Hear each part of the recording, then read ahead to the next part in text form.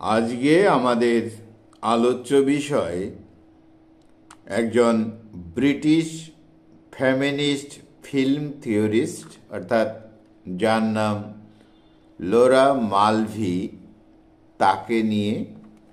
অর্থাৎ তিনি mainstream cinema with special regard to Hollywood cinema সেই বিষয়ে তিনি কি বলেছেন, কিংবা তিনি সাইকো অ্যানালিটিক থিওরি সম্পর্কে এই ফিল্ম তার বিষয়টা কি, সঙ্গে সঙ্গে তার যে এসে তার মধ্যে তিনি বলতে চেয়েছেন ভিপিএনসি অ্যাজ এ পলিটিক্যাল ওয়েপন কিভাবে কাজ করে, এইসব নিয়েই আলোচনা। LORA Malvi is a well-known British feminist film theorist. Her best-known work is film criticism and theory. তাহলে মালভি তিনি ফিল্ম ক্রিটিসিজম এবং ফিল্ম থিওরি নিয়ে তার প্রবন্ধের মধ্যে মতামত রেখেছেন। তার বিশেষ যে প্রবন্ধ বা এসে তার নাম হলো visual pleasure and narrative cinema 1975। These essay introduced the concept of the male gaze. Male gaze অর্থাৎ পুরুষ শুধু নারীদেরকে দেখবে, পুরুষদের কাজ নারীদেরকে দেখা, মেল গেজ। ফিল্মের ক্ষেত্রে এই বিষয়টা কতটা প্রযোজ্য, যাই হোক, এই মেল গেজ ব্যাপারটাই which became A foundation in feminist film studies. এই ফিল্ম স্টাডিজের ব্যাপারে মেল গেজ অর্থাৎ পুরুষরা কি করবে, নারীদেরকে দেখবে, দেখার জন্য, এর উপর ভিত্তি করে তিনি তার প্রবন্ধে কথা বলেছেন। Mulvey began the concept of psychoanalytic theory, মনস্তাত্ত্বিক তত্ত্ব নিয়ে কথা বলেছেন। ফেমিনিস্ট থিওরি, নারীবাদ তত্ত্ব নিয়ে তিনি কথা বলেছেন। She was influenced by the theorist Jacques Lacan and Sigmund Freud.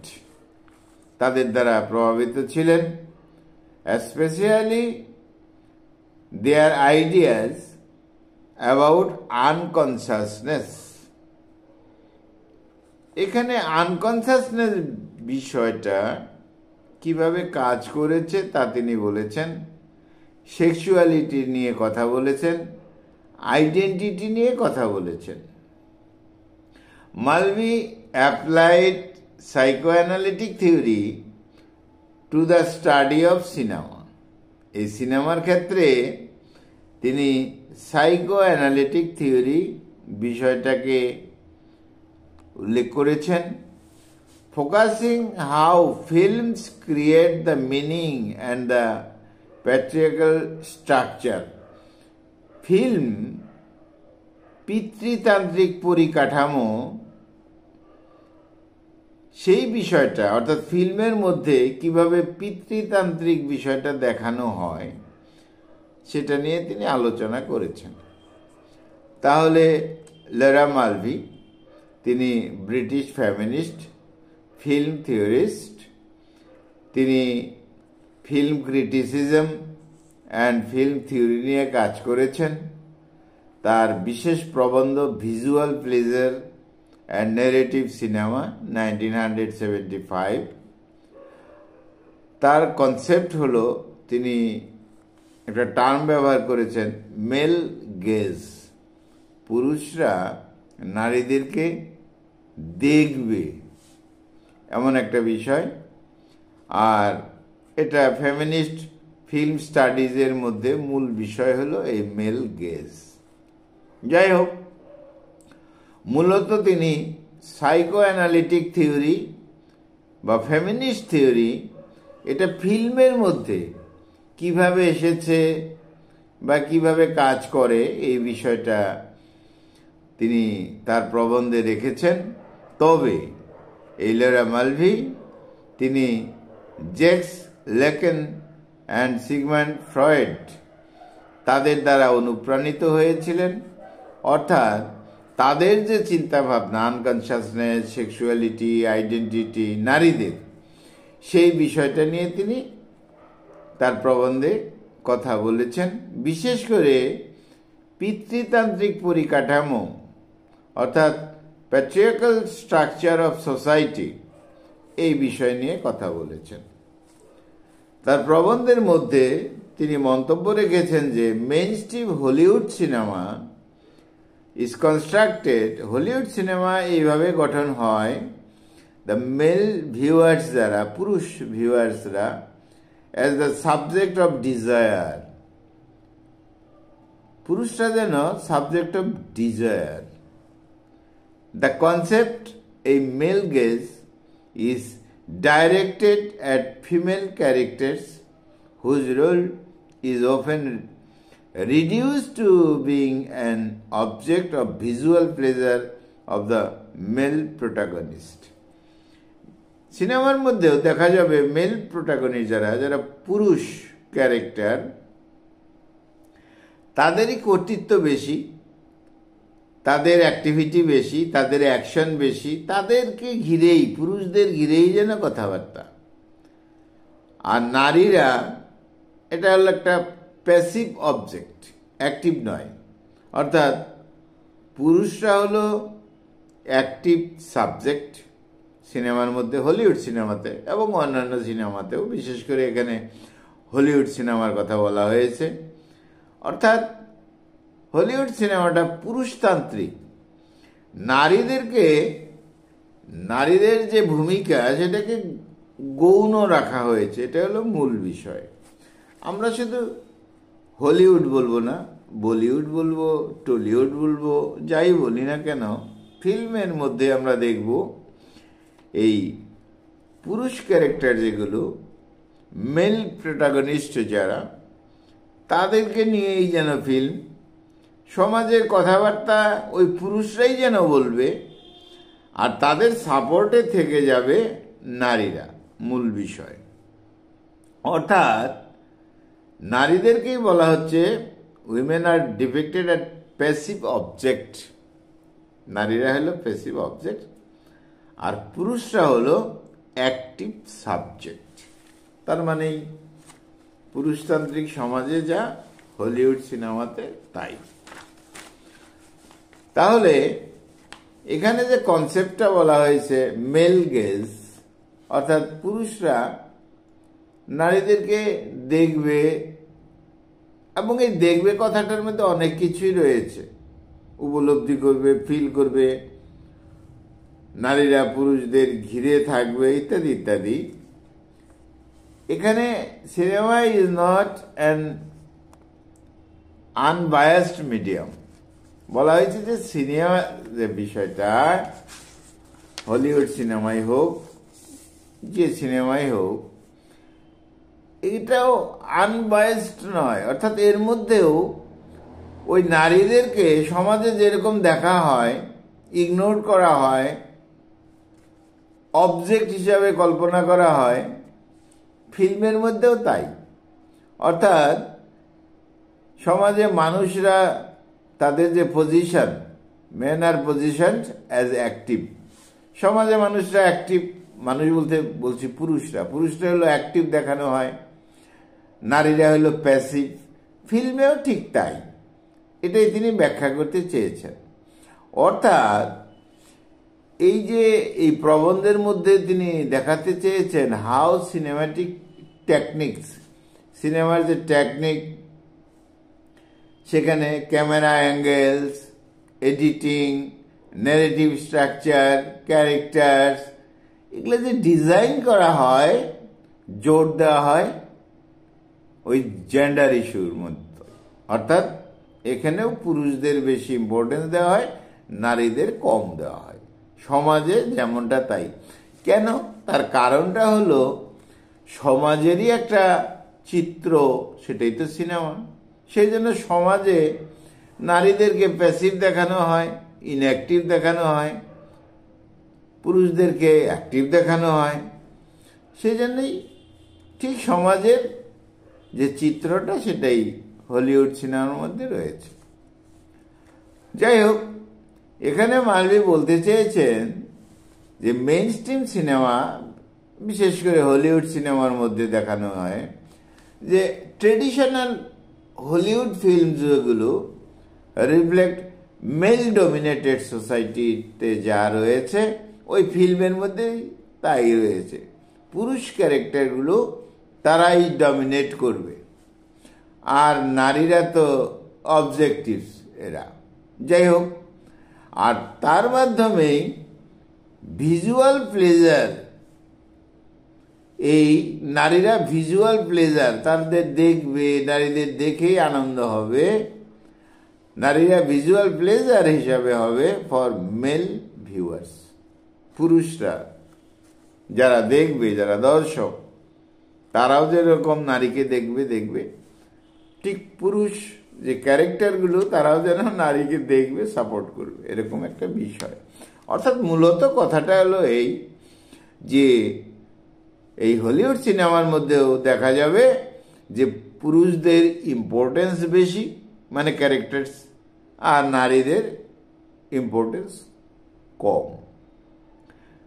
মেয়েরা অর্থাৎ ফিমেল যে প্রোটাগনিস্ট, তারা সাবঅর্ডিনেট, সেকেন্ডারি হিসাবে কাজ করবে, আর প্রাইমারি হিসাবে কাজ করবে এই মেল প্রোটাগনিস্ট। কারণ স্বাভাবিকভাবে মেল ডমিনেটেড সোসাইটির এই সিনেমা এসব। যাই হোক, মেইন স্ট্রিম সিনেমার মধ্যে হলিউডের কথাই বলা হয়েছে। এখানে একটা ভিজুয়াল কালচার তৈরি হয়ে গেছে। কি কালচার? ওই মেল গেজের কালচার। অর্থাৎ নারীদের শুধু দেখবে, ক্যারেক্টার্সরাও দেখবে, এবং ভিউয়ার্স যারা তারাও দেখবে।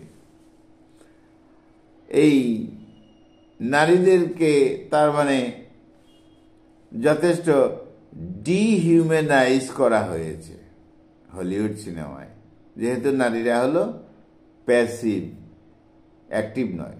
ইন মেনি ক্লাসিক হলিউড ফিল্মসের মধ্যেও দেখা যাবে উইমেন আর পোর্ট্রেড অ্যাজ প্যাসিভ, ওই একই কথা, এবং তাদের ফাংশন হলো ফুলফিলিং মেল ডিজায়ার। পুরুষ কি চাইছে, ভিউয়ার্সরা কি চাইছে, বা পুরুষ ক্যারেক্টার্স কি চাইছে, এই পুরুষদের যে ডিজায়ার সেটার স্যাটিসফ্যাকশন দেওয়ার জন্য এই নারীরা ফিল্মে রয়েছে, সোসাইটিতে যেমন।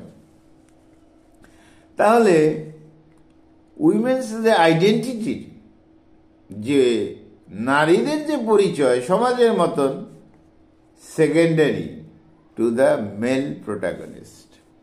নারীদের পরিচয় হলো, এরা হলো সেকেন্ডারি, আর ফার্স্ট কারা? যারা মেল প্রোটাগনিস্ট, যারা পুরুষ, অর্থাৎ হিরো। হিরোদের গুরুত্ব বেশি, হিরোইনদের গুরুত্ব কম।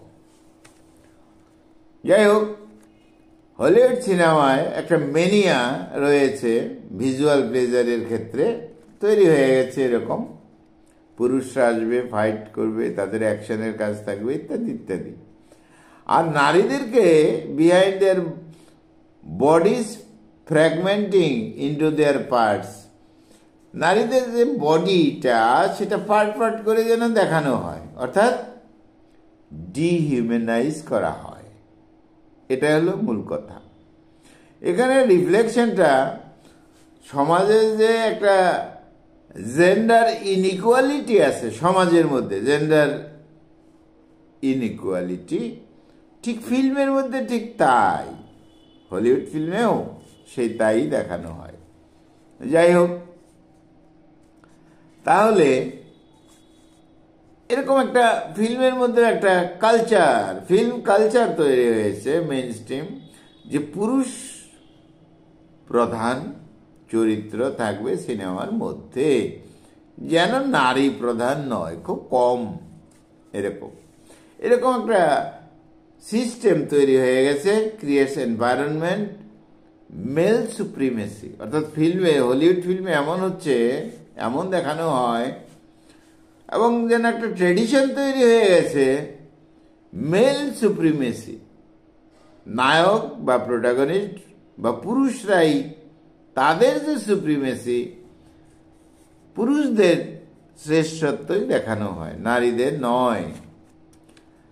যাই হোক, ইন লেটার এসেস, পরবর্তী যে এসেগুলোতে, Mulvey discusses the possible of feminist filmmakers. তিনি এখন বলতে চেয়েছেন যে ফেমিনিস্ট ফিল্ম মেকার্স হতে হবে। ফিল্ম যারা ডাইরেক্ট করে, প্রডিউস করে, তারাও পুরুষ। পুরুষতান্ত্রিক বিষয়টা সমাজ চায়, ওই পুরুষতান্ত্রিক বিষয় দেখানো হয়। তিনি বলতে চাইছেন যে এখন ফেমিনিস্ট ফিল্ম মেকার্স হতে হবে। সিনেমেটিক যে টেকনিক্সগুলো, তাতে চ্যালেঞ্জ করতে হবে, অর্থাৎ এই যে মেল গেজ ব্যাপারটা চ্যালেঞ্জ করতে হবে। Create freedom for female subjectivity, ফিমেলদের, নারীদেরকে অ্যাক্টিভ করতে হবে। মেইন রোল, প্রধান ভূমিকায় নারীরা থাকবে, এমন একটা কথা তিনি বলতে চেয়েছেন। অর্থাৎ নারীরা যে ফিল্ম মেকার্স হবে, তারা ইউটিলাইজ করবে যেন যে গ্রাফিক টেকনিক্স হবে বা যে সমস্ত বিষয়টা, সেখানে ফিমেল ক্যারেক্টার্সের প্রাধান্য হবে। এই হলো বিষয়। এবার বলা হয়েছে ভিপিএনসি অ্যাজ এ পলিটিক্যাল ওয়েপন। এই ভিপিএনসি ব্যাপারটা কি, টেকনোলজিক্যালের এই ডিজিটাল এজে বুঝতে হবে। ভিপিএনসি অ্যাজ এ পলিটিক্যাল ওয়েপন। ভিপিএনসি আজকের দিনে যে পলিটিক্স, সেই পলিটিক্স বা পলিটিক্যাল ক্যাম্পেইনের ক্ষেত্রে এই ভিপিএনসির গুরুত্ব রয়েছে। এটাই আমাদের আলোচনার বিষয় হবে। স্বাভাবিক, আগে যে পলিটিক্যাল ক্যাম্পেইন যা হতো পুরনো ছিল, সব ট্রেডিশনাল ছিল, কিন্তু আজকের দিনে এই পলিটিক্সের ক্ষেত্রেও ডিজিটাল ব্যাপারটা এসে অনেক চেঞ্জ হয়ে গেছে। আজকের দিনের যে ক্যাম্পেইন, আজকের দিনে যে লিডার্সদের যে অ্যাক্টিভিটি, তাদের যে কাজকর্ম দেখানো ইত্যাদি, এগুলোর জন্য ভিপিএনসির ব্যবহার করা হয়। তাই বলা হয়েছে ভিপিএনসি অ্যাজ পলিটিক্যাল ওয়েপন আজকের দিনে। তাহলে ভিপিএনসি ব্যাপারটা কি?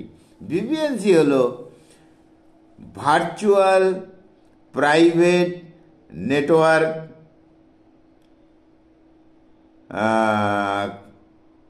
কনসেন্ট্রেটর।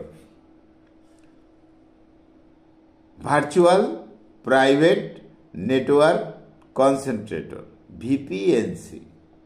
আর ভিপিএনএস হলো, সেটা হলো ভার্চুয়াল প্রাইভেট নেটওয়ার্ক সার্ভার, ভিপিএনএস।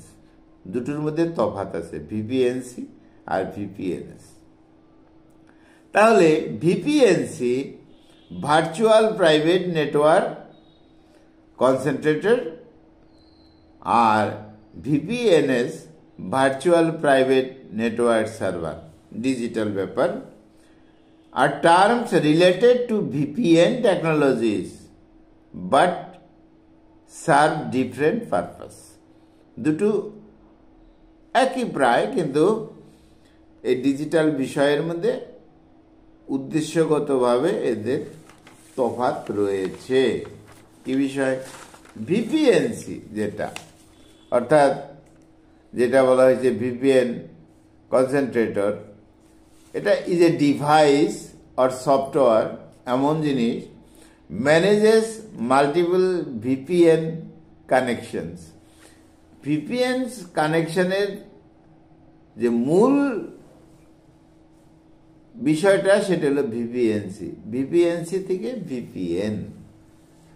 আচ্ছা, এটা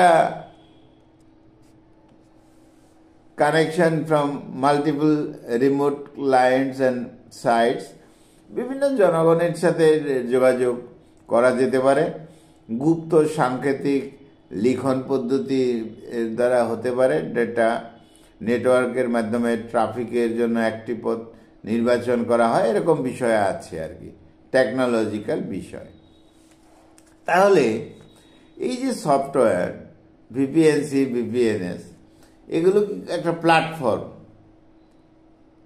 সেটা রিমোট প্লেস পর্যন্ত পৌঁছে যেতে পারে। সাধারণ আজকের দিনে একটা ইউটিউবের মাধ্যমেই প্রধানমন্ত্রী, মুখ্যমন্ত্রী কি বললেন সেটা কোথায় রিমোট প্লেসে চলে যায়, তার কতগুলো সিস্টেম, এই বিষয়টাকেই ভাবতে হবে। সেইভাবেই আরও টেকনোলজিক্যাল কিছু রয়েছে। তো যাই হোক, এই ভিপিএনসি, ভিপিএনএস এরা কি করে, এরা কিন্তু এই পলিটিক্যাল বিষয়ে, এটা একটা পলিটিক্যাল ওয়েপন হয়ে গেছে মডার্ন সোসাইটিতে, অর্থাৎ a significant political weapon in modern society, এই ভিপিএনসি আর ভিপিএনএস। এর দ্বারা কি হয়, প্রাইভেসি রাখা হয়, পলিটিক্যাল রেজিস্ট্যান্স দেখানো যায়, পলিটিক্যাল ওয়েপন হিসাবে তো কাজ করেই, অ্যাবিলিটি রয়েছে। ট্রেডিশনাল যে বিষয়টা আছে সেটার থেকে নতুন একটা মেকানিজম বিষয় এসেছে, তাতে গভর্নমেন্ট ইউজ করতে পারে তার শাসন প্রশাসন চালানোর জন্য। আর এর মাধ্যমে ডিজিটাল একটা বিষয় তো রয়েছে এখানে, স্বাভাবিকভাবেই ডিজিটাল দুনিয়ার একটা বিষয় এটা। অর্থাৎ এই যে সাইকো অ্যানালিটিক থিওরির কথা বলেছেন, ফ্রয়েডের থেকে ইন্সপায়ার্ড হয়ে, এখানে ভিপিএনসির কথাটা তিনি পলিটিক্যাল ওয়েপন হিসাবে ব্যবহার করেছেন লোরা মালফি। যে কি এই টেকনোলজিক্যাল বিষয়টা, এই মেকানিজমের মাধ্যমে, এটা একটা সাইকোলজিক্যাল মেকানিজম অফ ডিজায়ার ব্যাপারটা তো রয়েছে, তাহলে পলিটিক্যাল বিষয়ে তো ডিজায়ার থাকবেই স্বাভাবিকভাবেই। তো মেকানিজম অফ ডিজায়ার, একটা মেকানিজমের মাধ্যমে এই পলিটিক্যাল যে ক্যাম্পেইন ইত্যাদি ইত্যাদি যে অ্যাক্টিভিটিসগুলো আছে, অর্থাৎ পলিটিক্যাল আইডিওলজিসগুলোকে, পলিটিক্যাল স্ট্র্যাটেজিগুলোকে কোনো পার্টি জনগণের কাছে পৌঁছে দিতে পারে। এই পার্টি পৌঁছে দেয় তার দলীয় লোকের কাছে, এই পার্টি পৌঁছে দেয় তার দলীয় লোকের কাছে, আবার সার্বিকভাবে এর মাধ্যমে পলিটিক্যাল পার্টি তার নিজেদের আইডিওলজিগুলোকে পৌঁছে দেয় এই ভিপিএনসির মাধ্যমে। তাহলে এই VPNC technologies can be analysed as symbolic representation বলা হতে যায়, আর সাধারণ মানুষকে কনসাসনেস নিয়ে আসা যায়, ফ্রিডম সম্পর্কে বোঝানো যায়, তাদের জনগণের পাবলিক অপিনিয়নকে কন্ট্রোল করা যায়। আর এর মাধ্যমে মানুষের যে ইড এবং মানুষের যে ডিজায়ার, মানুষের যে থট, মানুষের যে কল্পনা, এগুলোকে ডাইভার্টেড করা যায়। সেই জন্য পলিটিক্যাল ওয়েপন হিসাবে ব্যবহার করা হয়ে থাকে এটা। যাই হোক, যেমন VPNS can help keep your campaign data safe and secure. আজকের দিনে যে কোনো দলের যে কাজ, ক্যাম্পেইন যেগুলো হয় পলিটিক্যাল পার্টির, সেগুলোকে সেফ রাখা হয়, সিকিউর করা হয় ডাটাগুলোকে। তাছাড়া সেন্সিটিভ ইনফরমেশন দেওয়া যায়, হ্যাঁ, এইভাবে ইমপ্রুভ করা যায় ক্যাম্পেইনকে, এবং তার মাধ্যমে ওয়ার্কার ভলান্টিয়ারদেরকে এই ভিপিএনসির মাধ্যমে পলিটিক্যাল ক্যাম্পেইন সেটা ওয়াইডার অডিয়েন্সের কাছে পৌঁছে দেওয়া যায়। অর্থাৎ এটা একটা powerful way of political campaign to reach voters পর্যন্ত পৌঁছে যায়। তো VPN can help to keep communication, একটা যোগাযোগের ব্যবস্থা বিটুইন, আমরা জানি যে এই ক্যাম্পেইন যা করে পাবলিকের সাথে আর কি, স্টাফ, ভলান্টিয়ার, সাপোর্টার, সবার সাথে একটা সেন্সিটিভ বিষয় বা ইনফরমেশন দেওয়া হয়, তৈরি করা যায়। তাহলে স্বাভাবিকভাবে এক কথায় বলবো যে ডিজিটাল যে চেঞ্জটা হয়েছে আজকের দিনের পলিটিক্যাল ক্যাম্পেইন, পলিটিক্যাল ওয়েপন হিসাবে ব্যবহার হচ্ছে এই ডিজিটাল বিষয়টা ভিপিএনসি, ভিপিএনএস।